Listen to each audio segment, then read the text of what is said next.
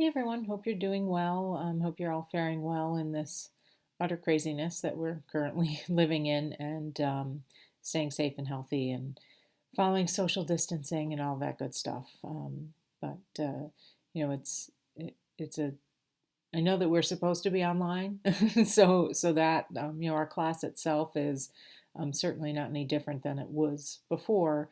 But especially with the news yesterday that we're likely cooped up for another month, I encourage you to do the best you can to try and follow the rules and guidelines and whatnot while doing what you need to stay sane. So thinking about you, thinking about everyone that's well, we're all coping with it, but especially those of you that I have a connection with, and hoping that you're doing well. And for those of you that are still out there working, I know that we have healthcare folks, we have folks that work in various service industries. If you're still out there working, thank you. I really do appreciate those that are still out there and with all these scary warnings, it can be scary to be out there working, both obviously in the healthcare realm, but in any other realm, because not everyone is following the rules that they should be. But so if you are out there working still, in the general public, thank you for that. And know that there are plenty of us that do really appreciate what you're doing, be it from a respiratory therapist or a physician helping patients that have this to the nice man from Uber Eats that brought our dinner last night. So everything, we're greatly, at least in our household, we're greatly appreciative of everyone that's still out there working. So I just want to go over a few things. Last week we were talking about statistics a little bit in the classroom itself. In the discussions, we looked at charts. I would encourage you, I did try and kind of push a little bit further on a few of them. I would encourage you to kind of dig into these. It seems like we're kind of just really taking a cursory glance at some of these things. Really dig into them, and you don't necessarily have to create a chart like I did in some cases, but really dig into the topic a little bit more. A sentence or two sentences in the discussion is probably not enough. It's not, we want a little bit more, and because of this topic, it can sometimes be hard. But even, for example, with our discussion last week, we were looking at that hypothetical healthcare situation and what type of visual representation would be good. We'll dig into that a little further. How can you represent the data? Why might it be important? If you're finding that you're struggling to get more than a sentence or two, it's probably because you're not digging deep enough into the topic. So please, remember to do that. Stay on top of that. Then we had our measures of central tendency worksheet, so I'll be grading that here this week.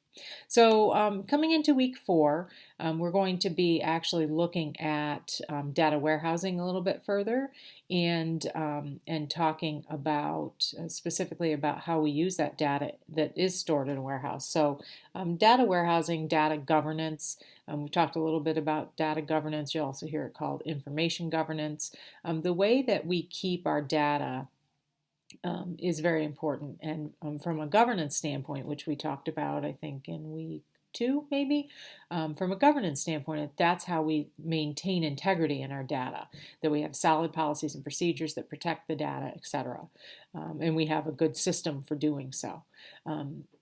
Data warehousing is that warehouse. So, how are we keeping the data? And a hospital can have a data warehouse, or like we're seeing now, CMS and the president's office are encouraging data sharing across multitudes of organizations. So we could be looking at larger data warehouses across a region, across facilities. Typically what we've referred to as a regional health informatics organization or health information organization. We're looking at the government really pushing that issue now because it's important to know, okay, you have someone that shows up in your emergency department with difficulty breathing right now. Okay, has that patient been seen anywhere else? You can rely on the patient for history for only only to a certain level. Sometimes patients aren't honest. Sometimes patients are confused. Sometimes patients are unable to give us history. And especially now when people are, it's not like you're traveling to the hospital with your family in an ambulance. You're typically going alone. So it's really important that we have access to data further than our small organization. So that type of data is really what we're talking about when we're talking about big data, being able to mine into that. Now, it can be helpful from a clinical standpoint, as you know, as this example would be, but it can also be helpful from a research standpoint, from the standpoint of precision medicine, doing a better job to provide patients care, et cetera. There's a multitude of things that we can do to use data that's stored in a data warehouse. So big data, very important, and we'll be looking at that this week. The one other thing that we're doing this week is digging into SQL. So SQL is it's a programming language, or it's a query language that is used to pull data, and it's a very basic language, but it's used to query and pull data from databases. So what you're going to be doing this week, and the assignment is down here, but you're going to be going to Khan Academy, and I'm just going to pop over there so you can get a look at it. So you're going to be going to Khan Academy. And Khan Academy has a multitude. As you can see over here, you can keep learning. But all we're going to be doing is this basics, SQL basics. So everything that has a triangle, or play, looks like a play button, is really a video or an interactive activity for you to do. And then where the stars are challenges. So you're going to take what you've learned in this section and complete this challenge, and you're going to see that till the end.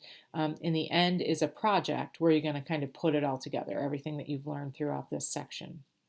I would encourage you to kind of take notes as you're rolling through each of these videos and learning about SQL, because you're going to need that when you get to the challenges, unless you can remember the commands that you learn, or if you're familiar with it already. But take some notes as you're walking through, and then you'll be able to complete the project at the end. So like I showed you here in the classroom, we do have an assignment associated with this. What I want you to do, if you had looked at this previously, the instructions look a little bit different now because I changed the way that you would report it. But what you're going to do is you'll be signed in. I'll have to log in because I'm not currently logged in. Apologize for that. There we go. Well, so what you're going to do is you'll complete all your activities. So you'll be done. You'll see that you've done them all. Like this, mine are done. I went through and did them all, so you can see that. Then what you're going to do is go up here, click your name. Then go to Learner Home. If you go to the Learner Home, once it loads, you will be able to click over here on Progress. And when you click Progress, it will bring up all of your progress. I went back through and did them all again just the other day to try and find a better way for you guys to be able to submit them. So you do progress, it'll bring this up. Just do a print screen of this. You can either just print screen it, or you can print your screen or print the page. That's fine. Obviously, I'm in Google Chrome, and the print function's over here. If you use a different browser, you'll have to find where the print function is. But print this out for me. Print it as you can print it as a PDF, and then that's what I want you to upload here, just so that I can see that you've completed all of the activities that were required for this particular chapter. So hopefully you find it interesting. It's really just very much a taste of a language that is used to query these massive databases. There are different other languages that are more complex and can do other things for us, but it'll give you a taste of that hands-on data analytics, how we can parse our data and look at it in different ways. So that's your assignment. You guys can see it. You can't see it when you're in the classroom. There was to be a synchronous session this week to go over this live, but as I did it again, I realized that's probably not the best option. I think you'll learn better by doing it hands-on yourself. But we will likely be having an optional synchronous session next week, just to answer questions, do those types of things. I've found that this class doesn't really liken itself to synchronous learning all that well, just because you really do need to have the hands-on with data or in digging into these exercises or activities. So it's not like we can sit and talk about a case study. It's not as easy as it is in other classes. But I probably will next week have kind of a check-in to see where you're at, see what questions you might have. Again, it will be optional. You can come if you're interested. If you don't have anything and you don't feel the need, you won't have to come to that. So I think that's all I've got. Like I said, we've got the Khan Academy, we've got some reading, our discussion, and then this ed puzzle for this week, and that's about it. So stay safe, stay healthy. Stay away from people other than the ones that live in your home, I suppose. And there are certainly a lot of things that are taken from us right now, but the best thing that we can do is making sure that we're staying safe and we're keeping others safe as well. If you're bored and you're looking for something that's, I won't say it's happy, but it is happy.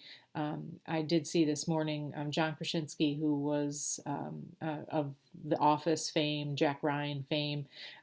He did he called it SGN, which was some good news, about a 15-minute video just showing some good news kinds of things. It's a bit of a tearjerker in some parts, but if you're looking for something to watch to kind of bring a smile to your face or bring a little bit of joy, check that out. It's if you're on Twitter, go to John Krasinski's page. I think he has it tagged at the top of the page. So definitely, take a look at that, and hopefully it'll bring you a little bit of joy and seeing what some other folks are doing to remain safe, but also enjoy one another's company. So that's all I've got. If you have any questions, please feel free to reach out. Thanks.